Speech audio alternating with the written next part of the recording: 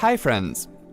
The pi function simply returns the value of the mathematical constant pi accurate to 15 digits or 14 decimal places. Let's go ahead and see how the pi function can be used in Microsoft Excel. Open the desired Excel worksheet. The pi function syntax has no arguments. We are also showing you the description of each function we are going to use here.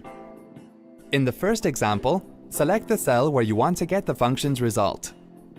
Type equals pi, open parentheses, close parentheses, and then press the Enter key. It will return the value of pi, that is 3.141592654. In the second example, select the cell where you want to get the function's result.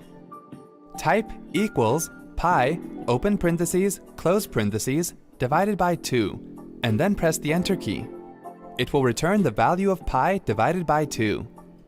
In the third example, select the cell where you want to get the function's result.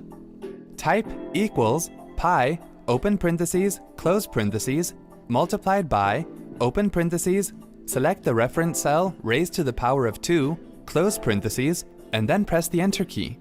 It will return the area of a circle with the radius described in the reference cell. See?